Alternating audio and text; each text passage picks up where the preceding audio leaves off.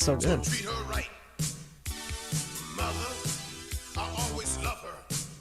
My mother. So treat her right. Treat her right. M is for the mother. All right, everybody. Welcome to the Workers' Mic on 720 WGN. And we want to throw a quick shout out and a thank you to Mr. T for playing us in with his legendary song, Mother, Treat Her Right.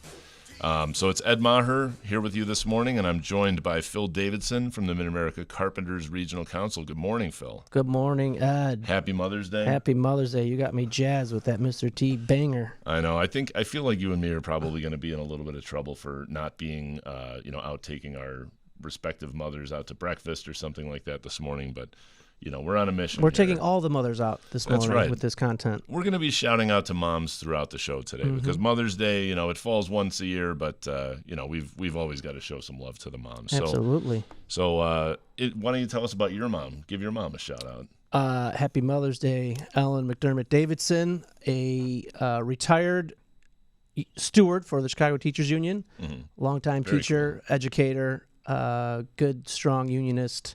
She's the best. Love you, Mom. What was the most important thing your mom ever taught you? Oh, tough question. That is a tough one. Tell the truth. Yeah, that's a good one. Yeah. Well done. Yep. Best I can tell, you're either a very truthful man or really, really good at covering it up. So I'm a pretty good liar, too. Well done. I'll throw a shout out to my mom, Jane Maher.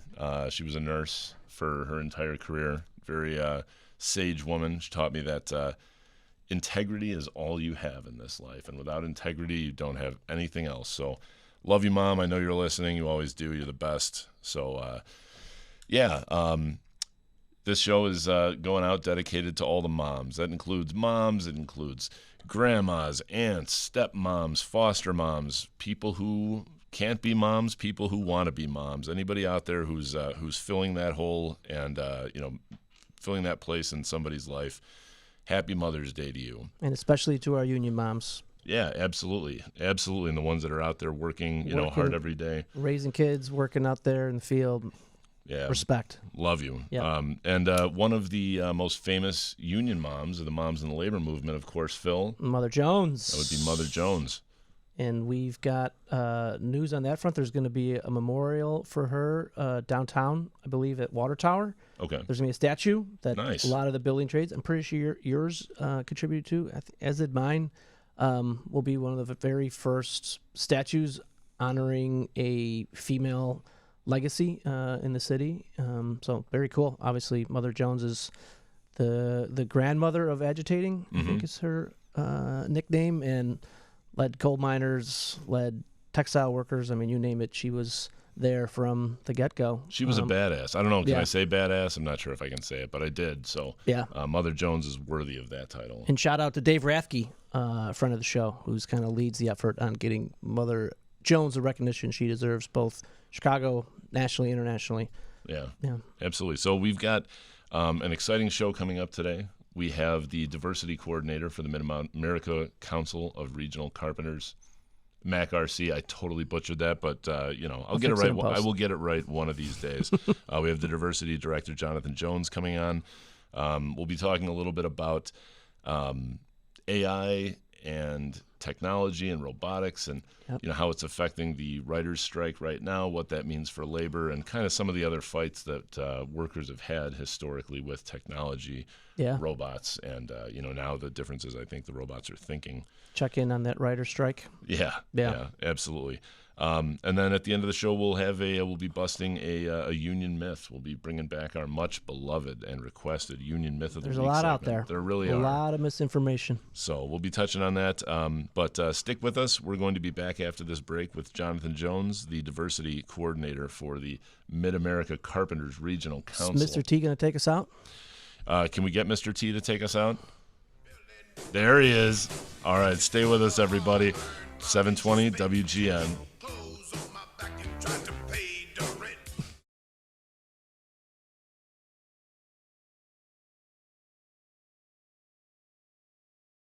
Welcome back to the Workers' Mic on WGN 720. I'm Phil Davidson from the Mid-America Carpenters Regional Council. And along with me is host Ed Maher from the Operating Engineers Local 150. And we have a special guest with us, Ed, who I'm very, very proud to bring on. Me too. You're going to love him. I think our audience will really enjoy his perspective as well. On the line here is Jonathan Jones, the new Director of Diversity for the Mid-America Carpenters Regional Council. Welcome, Jonathan. Thank you very much. Yeah, good morning, I really Jonathan. appreciate Thank you so being here. much. Yeah. Thanks for coming on. Thanks, Eddie. Yeah, I really appreciate the invite. So, why don't you just tell us a little bit about yourself? You're the diversity coordinator at the Mid-America Carpenters Regional Council. Are you? Did you come up as a carpenter? I actually didn't. I grew up in inner city of Chicago, Englewood community. Went to Chicago Public Schools. In my junior year of high school, I was approached by a counselor about opportunities in the trades, and I thought I'd pursue it, and I did. And did a pre-apprenticeship program. I guess back then they had a program where they went and allowed high school students to attend a pre-apprenticeship program at Washburn Trade School. Yeah, Washburn for sure.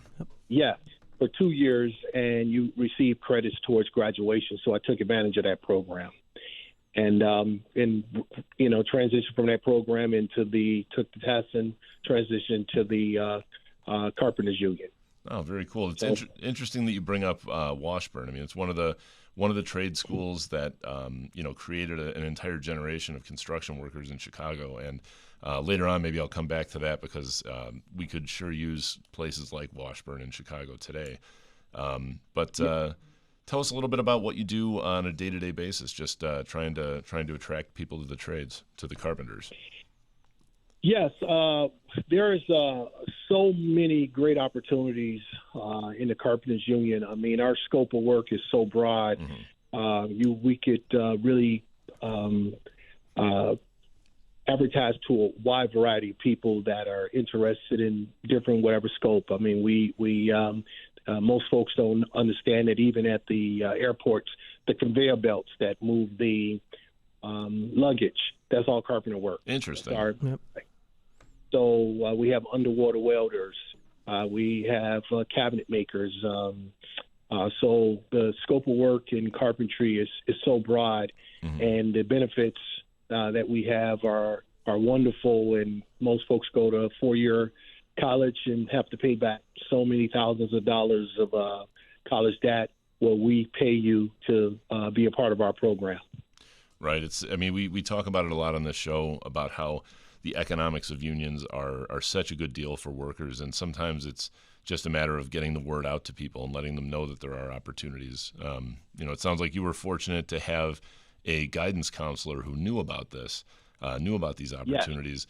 Yeah. But so many don't. It's just this kind of college for all model of education, and there are an awful lot of very, very smart people who are not cut out for college. I went to college with some of those people, and so you were fortunate, but the kids who aren't now, how do you reach out to those folks? Like, how do you get to them? Well, I mean, people are not moved by what offends them; they're only moved by what affects them. So we have to find a way to show them how being a carpenter is going to have a positive impact and effect on their lives. And so part of that is actually explaining to them the flexibility of the construction field, what we offer. And also letting them know that we're in need of their talent. Right. That's a really underused word, when someone reaches out to you and they say, I got this opportunity over here, take it or leave it. Right. It sounds a lot different when you say, hey, you're a very talented person, you offer a lot. We need you over here with Mid-America Carpenters. Well, yeah. Especially all the infrastructure work that's come out just at the federal level. I mean, at the state level, we fund capital investments pretty highly, but just between the bipartisan infrastructure plan, the Inflation Reduction Act, and some of these other federal acts, I think we're going to see $4 trillion in construction work over the next 10 years. And we're going to need to find more people to do that. Yeah, and I think $50 billion in Illinois, right? Just in the capital plan? Yeah, just in the bipartisan plan. So that's roads, bridges, buildings. But, this is a great opportunity for work. There's going to be work for everybody for the next 10 years and a lot of opportunities to get in unions and people to create that foundation for family and, wealth for the next generation. But we're going to have to look in places that we haven't looked before to try to attract people and, try to just communicate to everybody, regardless of race, gender, or anything else, that there's a place for you in the building trades.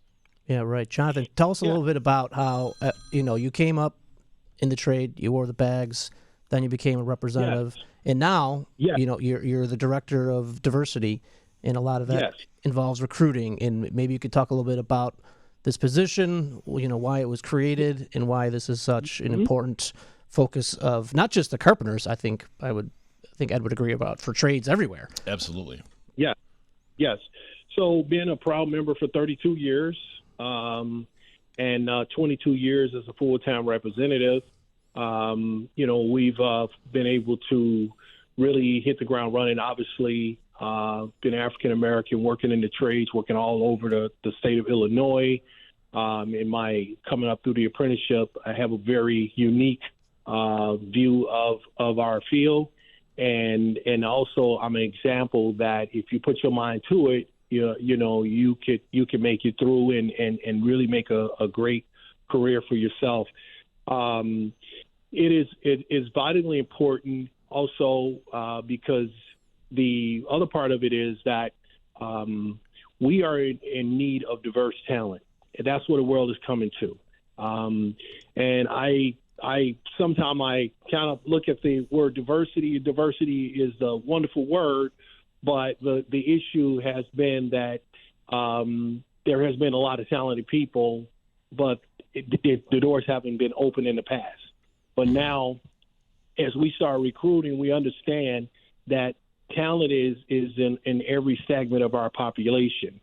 And we want to reach out to that talent and invite them in and say, hey, we're in need of what you bring to the table.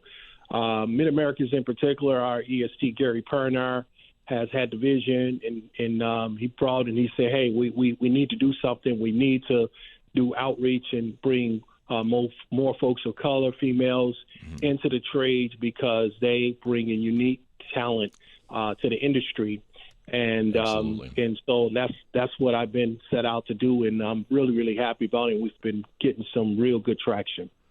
No, that's a really good point, and I've said for a lot of years with the operating engineers that we have a growing population of female members, and when I talk to them about what they do at work, it's interesting that sometimes they just approach difficulties or different decisions at work very differently than men do. And I think what you're saying about diversity being a strength is absolutely right. And the more different perspectives that you can have sitting at the same table, the stronger you're going to be.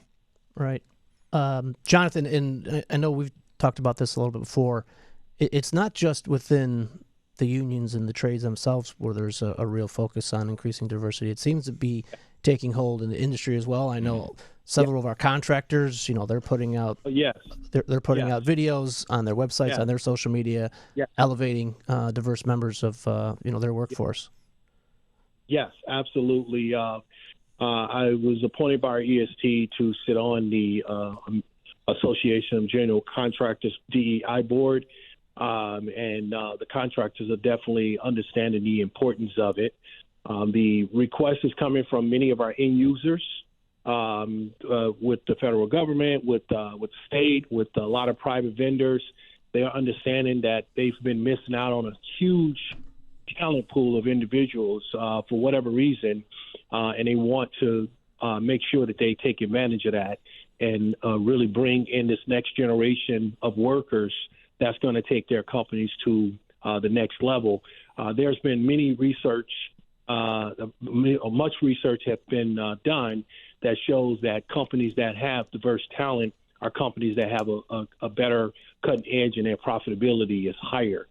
So again, people are not moved by what offends them; they only moved by what affects them. So companies obviously are looking at their bottom line, and so this right here is there is no negatives to it. The other thing, part of it too, is that the world is a very diverse place. In the United States, the beauty of the United States is its diversity. And as you look at the military, it's diverse, it's working well. You look at the cities, it's diverse, it's working well. You look at different places around a society that has embraced this, it has taken those places to a whole nother level. So understanding the importance of diversity is paramount. Yeah, I couldn't agree more. And as I said earlier, so many people in generations where maybe their dad wasn't in a union or their uncle wasn't in a union, they don't know about unions, don't know about how to get in, and maybe kind of subscribe to the old myth that you have to know somebody to get in, which really today couldn't be less accurate, just because every union is looking for the most skilled people. So for those folks that maybe don't know how to get in and want to learn about more, and I'm talking to all the listeners out there who, your ears are perking up maybe at this opportunity, how can people find out more about opportunities within the Carpenters Union? They can go on our website. We have information there. They could apply at our school in Elk Grove Village. And we also have a Chicago school. And being Mid-America, as representing over 52,000 members, we have schools throughout the state. We have a school way down in Belleville. I might be mispronouncing that. You might have to help me out there. You got it, Jonathan. You nailed it. Okay, yes. Good. Shout out to our Belleville listeners. What up, Belleville? Yes, absolutely. So we're outreaching. Anybody that want to come in and be a carpenter, we will welcome you with open arms. It's a great career, good retirement, a pension, and I will say that again, pension seems to be a dying breed these days. Begs repeating. Many organizations, great benefits, dental, $2 million health care, 50% of journeyman wages out to just 9 weeks of training at our pre-apprenticeship school. So a journeyman makes about $53 an hour and some change. Wow. So in 9 weeks, you make 50% of that, and in 4 years, you can make the total amount of that. That's so it big is money. a great opportunity. Yeah. I always say, when people look at the person waving a flag out on the highway or sitting on a piece of equipment, they say, "Oh, that's easy." They're not saying that when it's 40 below zero or when it's 100 degrees about the people laying asphalt. So. Right. All right. Well, thank you very much for coming on. Now, one last thing, as you know, it's Mother's Day, so I want to give you the opportunity to shout out to your mom if you want to, if she's listening. Oh, absolutely, Mom. Marjorie Jones, happy Mother's Day to you. I love you. If it wasn't for you, I wouldn't be where I am today. So I am forever indebted. Right on. Well said. Nice work, Jonathan. Yeah, thank you again so much. We've got to take a quick break, but we'll be back with more Workers Mike right here on 720 WGN.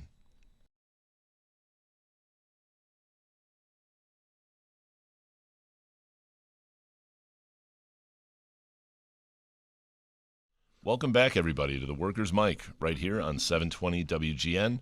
I'm Ed Maher from the Operating Engineers Local 150, and I'm here with Phil Davidson from the Mid-America Carpenters Regional Council. I hope somebody's going to clean that up for me. You nailed it. Thank you. I'm 1 out of 3 so far. But we're back here on Mother's Day, and we've got a lot to get into. Again, shout out to Ken Edwards, who is out on assignment as always. I'm not sure where he is. I think he's in Texas trying to rope some cattle. He's training for the rodeo or something like that. I don't know. He always keeps me guessing, man. You know what? He's got a lot of interesting hobbies. He's a fisherman. He's a cattle wrangler. I mean, what can't this guy do? Ken's a rodeo man, so it's important to know that. But shout out to you, Ken. So one of the things that's been going on recently, and frankly, I'm surprised that it hasn't been getting more coverage, is this writers' strike. The Writers Guild of America on strike. I mean, there are a lot of folks out there that I bet if you don't watch late night television, you might not even know that this is happening. Mm-hmm. But the strikes. Well, they're all on reruns now, so maybe. Right. Yeah. Right. But it started on May 1st, and last week we had an executive board member of the Writers Guild on to tell us a little bit more about some of the issues, the economics, the concerns about automation and things like ChatGPT and other bots. But I was reading, again, this started on May 1st, so it's been going on about 2 weeks now. And by the second day of the strike, the studios and the creators like Netflix and NBC and companies of that like had lost about $100 billion in market cap on their stock prices over concerns about the strike and profitability. And That was by day 2? by day 2, their collective stock prices Yeah. were down by $100 billion. And the Writers Guild responded to that, saying that if they got every single thing on their wish list for this contract, it would have cost 5% of what was lost on day 1 of the strike. So, I mean, I think it puts it into, it puts it into perspective. And, the studios are not showing any kind of No, motivation I heard to. this is going to be a long war. The last one, I forget how long the last one was in 2008. 8 months. I'm getting 8 months from our talented group from Da Vinci Street that does our YouTube show or YouTube broadcast. So 8 months is what the last one went, and it sounds like the writers are digging in for a fight. And to be honest, I think they, for their survival, Right. You have to. They can't capitulate 1 inch or they're done. Well, right. I mean, the difference and technology in union land and the fight against technology or advancement is nothing new. Whether it's back in the 19th century, the textile workers used to sabotage machinery to stop companies from replacing workers with textile machines. Over the centuries, workers have fought against advancements in technology. So this is something that we've seen for a long time. But I think the difference here is this is technology that's designed to not think and is sort of simulate thinking, but come up with ideas, like take away like the mental power. This isn't changing. It's not manufacturing something. Yeah, it's not an thinking. advancement in technology. It's completely overdoing the way that the world has worked for the last thousands of years. Right. And the writers are worried that when they come back for their next contract, the companies would be in a position to just say, no thanks, we don't need you anymore. And I talking to them, that's a real concern. So they're fighting to keep human beings writing shows. I mean, I use ChatGPT for fun sometimes, but which could now pass both the medical board and the bar exam. The bar exam. Right? Excuse me. That's insane. Every time they put like out 90%. every time they put out an update, the world is excited, Yeah. and I'm just like, oh God, we're one step closer. Yeah. So I think it could write a script for Abbott Elementary. It's sad but true. It's coming. Right, and that's part of what the writers are fighting against. That and the way that streaming has changed things and taken down some of the royalties that they would earn. It's making it difficult for writers to be able to make a living. And some of the old school writers who wrote on, say, Friends or Seinfeld, they're probably still paying their mortgage with those residual checks that are coming in. I mean, they're still probably doing well off those shows. But writers today, you could be writing for a super popular show like Stranger Things. You could be writing for a show that gets quietly released and nobody even watches, and they all are being paid the same. The residuals on streaming services are non-existent. So you're taking away kind of a pipeline of talent from the entertainment industry that we all count on. I mean, it's summer, so we're going to be outside, some of us, but the winter. Without television, what do we have in life anymore? Yeah, we're going to have to go outside. We're maybe so dependent on it. Talk to the neighbors, ride a bicycle. The horror. I know. I'm going to have to figure out how to do that bicycle thing again. Did you? I saw David Zaslav. I think I'm saying it right. He's the CEO of Warner Brothers Discovery, the new, parent of HBO and Time Warner. For the first time in a long time, shareholders. Now it was ratified, but it was a little under 50% vote against his compensation package. Oh, really? So they're starting to get protective about their money. In now. 2021, he made $240 million. Yeah. Now some of that was options, but it's all compensation. That's a lot of money. Crazy. Yeah. $240 million. And last year he made another 50 or something like that. And usually that's just a rubber stamp every year, executive compensation. But shareholders are like, hey man, what the hell? And then when you compare that to these writers, and like you said, I think if you get to the level of executive producer, showrunner, you make a pretty comfortable lifestyle as a writer.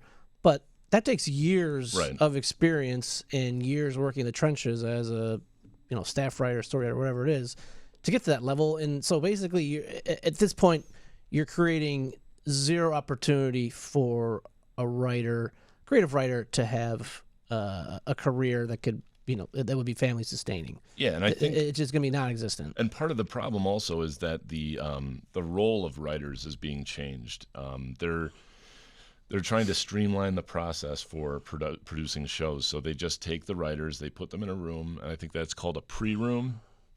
Oh, what is that? A mini room.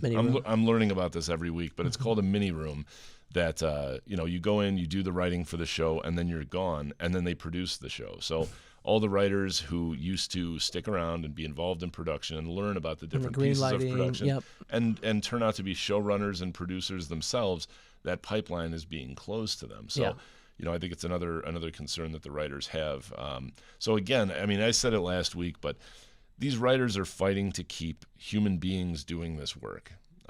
Thinking, if we start once any industry lets technology do something, it's very difficult to ever get it back. Yeah. And I mean, when it comes to machinery, robotics, like that can sometimes be good, sometimes be, workable. But when it comes to letting things think for you and write for you and communicate as, fake human beings, I think that's where they have to draw the line. So if you're out there and you're listening to this, you've got to, support these writers because they're fighting for their livelihoods. They're fighting to keep human beings producing television. Yeah, because it's coming for us all. It's not just going to be writers. It's going to touch every single industry that exists today, and exists industries that don't exist today. That'll be born in the years ahead. But I saw an interesting stat. To reach 100 million users, it took Facebook, I think, like 75 months. And I saw a list of several popular, Netflix, right, some of the most popular websites in the world. To get 100 million users on Chat GPT took 2 months. I'm not surprised. 2 months. I'm not surprised. I mean, just imagine where things going. I mean, it's just that information is just gonna evolve and become faster and more efficient. I mean, right now the sky is literally the limit, and it's daunting to think about. Well, just wait till it starts guessing stock prices. Yeah, like But if you are in Chicago or you're going to be around Chicago on Wednesday, the Writers Guild of America is having a rally, protest, picket outside of the NBC studios right on the north side of the river downtown. So if you're around at noon on Wednesday, come out, bring some coffee, bring a pizza. Unless it's hot, don't bring coffee. Bring iced coffee. Donuts. Bring some stuff out and take part and tell people that you support them. It's a really, really important thing that means a lot to them. The Workers' Mic will be out there, and we'll be supporting these writers because their fight is, it's the canary in the coal mine when it comes to artificial intelligence. Absolutely. So solidarity. Right. Well, stick with us. We will be right back after a quick break here on the Workers' Mic, 720 WGN.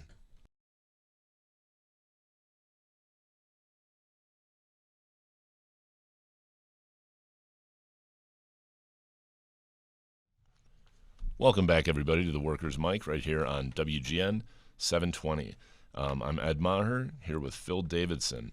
There was a good discussion in the last segment about the writer's strike and the impact on the TV shows we love, Phil. Yes. So we were both sort of lamenting the potential of having to go outside if this carries on for too long. Take me now, Lord. Oh my goodness! But what are you watching? What show are you hoping is not impacted? Well, by this? actually, one of my favorite shows already has been impacted, and that is Severance. I've heard a lot of good things about that show. Oh my gosh, it's on Apple TV Plus, right? The production crew loves that show. I can tell. It's definitely a bit of a head twister, sci-fi, which turns some people off, but it's black comedy sci-fi, and it's such a good breakdown of the work-life balance and how absurd it can be. And the premise of the show is basically that you're a different person when you enter. Yeah, you can't remember your work when you go to work. And then when you leave work, then you're back to your normal everyday self who exists in your personal life. It's just you're basically a split personality. So that's your show, huh? It's really, really good. I mean, the cast you got Turturro, Adam McKay, Adam Scott. Adam Scott. Yeah, okay, John right. Turturro, Adam Scott, Christopher Walken. That's right. Yeah, I'm a big fan. He plays a great role in it. Patricia Arquette, and then a couple people who are new who I don't know, but it's outstanding. One of the descriptions of it I heard that I thought was best. It's The Office meets Stanley Kubrick. Okay. Yeah. And I just read that it's been shut down. They were filming season 2, and because of the strike, it's off. Right. So, Well, they delayed. damn you, studios! They delayed the production of Stranger Things, which is always one that I enjoy. I watch it at home, with my family. There's always, it's just a great show. It's a lot of throwback stuff. They always have cool music in the shows, and it's just a lot of fun. So I'm hoping they get that back going once this thing is done. Yeah. So there's a little bit of union news this week. We'll touch on that, and then stick around because at the end of the segment we're going to get into busting a union myth.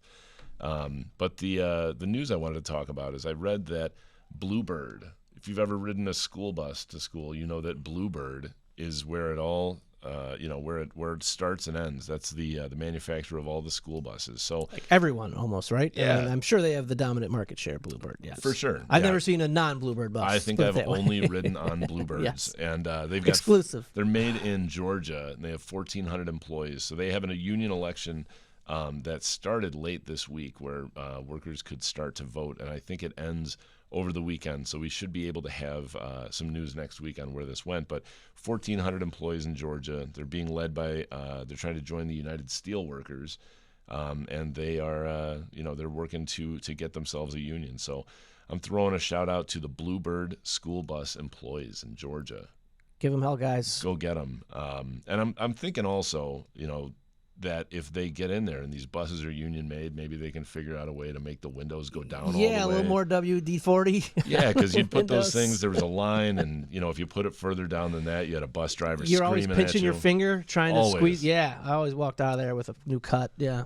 Yeah, that was no good, and perhaps they could soften up the suspension a little bit. It used to be a game if you sat in that one single seat in the back of the bus and you went over a bump, sometimes that kid could go flying. I know. I'd have to wear a helmet back there. Yeah, it was never me. I was always a little too, let's say, husky to get any air, but whatever. It was fun to try anyway. So You had your ballast. Just a polite request, Bluebird employees, for the next generation. Yes, we stand with you. Yeah, absolutely. So, as promised, we are here to bust a union myth.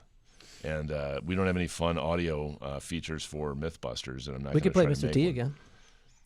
We could always use more Mr. T. I'm going to probably listen to that on the way home today. Oh, and I hope some of you will be too. On repeat, for sure. Yeah, absolutely. The union myth of the week is that union dues are too expensive, right? It's something that you hear when, when workers are talking to each other about organizing, and they say, I don't want to pay the dues. Or if workers are all kind of united in it, the company will often come out and say, they just want your dues. This is going to cost you money. You don't want to do this. So this is a nonsense argument, and I'd like to take this opportunity to get into the numbers of why it is such nonsense. So this is going by data that is collected by the Department of Labor every year on all employees across the country, what they do, where they live, how much they make, whether they're represented by a union or member of a union or not. Bureau of Labor Stats collects all of this. Exactly. So they released numbers for the work year of 2022. And across the country, across all professions, union members made 18.2% more than non-union members. And that's taking into account everything from doctors to grocery store clerks and miners to construction workers to movie writers. In every industry, as an average, it's 18.2%. Yeah, I think it's higher in the building trades. So in construction, nationally, it's more than 35%. So let's just break this down. A little bit of simple math. Let me sharpen up my pencil over here. Let me get my notes out. All right. If dues for a union, 3%. if being a member of a union, let's say, can get you a raise tomorrow of 35%, okay, but your dues cost, what they do on average is usually about 2 to 3%. You have to pay 3% to get a 35% raise. I'm asking you listeners, if you had this opportunity tomorrow, would you take it? If you wouldn't, I would say that you should brush up on your math a little bit. Yeah, again, I'm no mathematician, but That's that a sounds good like deal. a pretty good positive output. Right, and that's 35 versus talking 3. wages. That doesn't get into benefits, retirement, healthcare, all that kind of stuff. So if you hear somebody out there complaining about union dues, Yeah. Keep that in mind. Yeah. You're talking about a 2 to 3% fee that raises your wages at worst 18%. Yes. And if you're in the building trades, more than 35%. I've never heard of anyone go bankrupt by paying union dues. Never happened. Absolutely not. And you generally you pay them when you're working. Yes. It's like taxes. Right. You don't pay them if you're not working. Exactly. So let's call that a union myth busted. Union dues are not too expensive. Union dues are about the best deal going out there. Busted. Yeah, busted. And I mean, especially when you consider the study that we featured on last week's show about the way that union membership and a union contract creates, generational wealth foundations for every sector of society, no matter what you do, what demographics you fall into. Union membership is a good thing. It helps build a foundation for a family where your kids can have a better life than you did. So if it costs 2% to get there and somebody's telling you that 2% is too much, you should think about whether or not you really want to trust that person. Yeah, and that those 2 to 3% in union dues pay for the administration that results in the bargaining that grants you that 35% increase in your wages. Yeah, So that's what it's going towards. The people that are getting you, negotiating these contracts. Yes. The people who are, business agents or organizers that are enforcing these contracts or helping other people organize. That's where union dues go. They don't go into, what companies would have you believe is just some, fat cat sitting around smoking cigars. No, it doesn't go. It doesn't go to a political fund to support whomever. Right. And that's why, as we like to always point the finger at, our free riders who receive all these great benefits but don't pay union dues. And so, okay, I mean, if you think that's a good way of going through life, of taking advantage of something, it basically it's welfare for them. Right. Having other people pay your way. And exactly. I can say in the building trades, we make no lack of clarity about who is not paying their own way. And yes. That usually as well tends you to should sort itself out on the job sites. The members take care of that themselves. So yes. But all right. Well, that's before we leave, what are you doing for your mom for Mother's Day, Phil?